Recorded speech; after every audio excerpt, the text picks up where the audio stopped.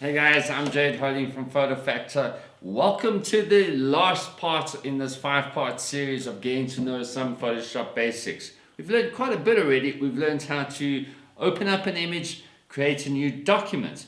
We've learned how to navigate our way around the workspace that is Photoshop. We've learned how to zoom in and out of a picture to check sharpness, to check details. We've also learned how to pan around. And in our last series, we learned the most biggest asset probably in Photoshop, which is the history panel, one of my favorites. In this episode, the final episode, I'm going to show you how to save an image. So let's just dive straight in. Right, and so now we have an image open and we've done some work to it. I'm going to just illustrate that here. We've created a new layer and you can see that it's been recorded here in the history panel. So we've already done something to the image. It's worthwhile just saving early on. And the reason for that being is you can get quite far into working with the image and your hard drive or your computer crashes or the power goes out or your laptop battery dies and everything that you've done since the last time you saved, or perhaps you haven't saved at all, would have been entirely lost. That can be proved to be a real headache. So as soon as you've done something to the image, I recommend you go to your top menu bar, you click on File, you navigate your way down to Save. You'll see here that Command on a Mac or Control on Windows, and S is the shortcut. Remember, I love shortcuts.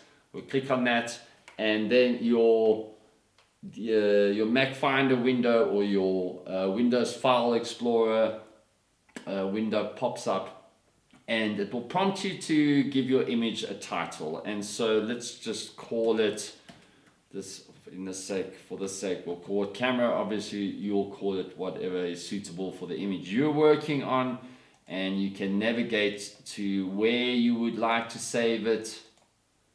I'm going to save it in this file over here, and then you're going to be presented with some file options. On a Mac it will say here format, and on a PC it will say save as file type, and the default option that will come up is a Photoshop file. And so whilst it's going to be an image that you're going to still be working on, this is probably your best option. So leave it as a Photoshop file. You want to make sure the layer box is ticked so that the layers that you may have created is retained, and you just go on and click Save.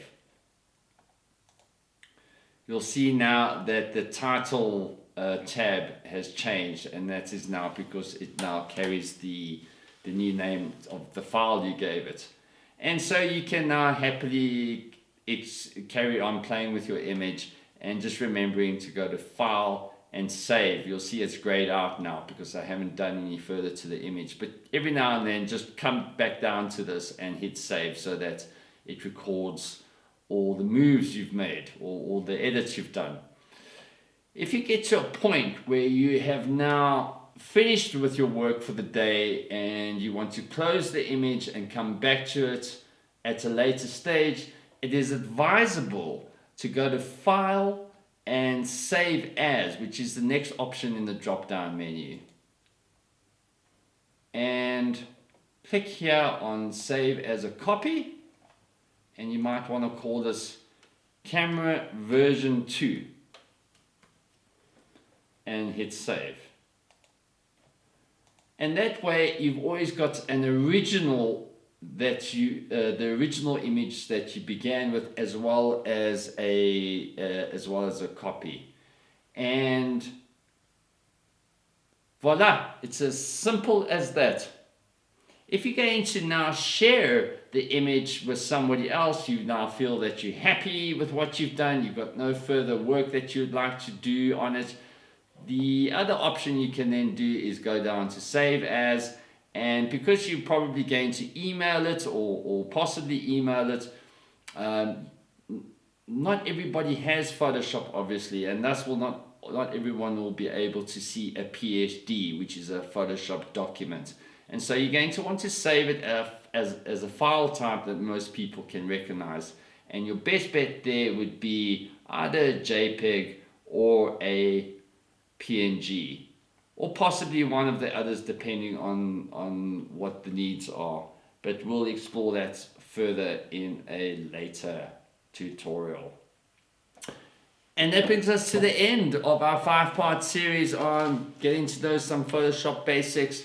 I hope you've learned something. If you have, please give us a thumbs up. If you have not yet already done so, please do subscribe to our channel and stay tuned for many more future tutorials where we're going to share with you a whole bunch more about what to do in Photoshop to get your images to the next level. Remember, this is the channel about all things photography, so do stay tuned.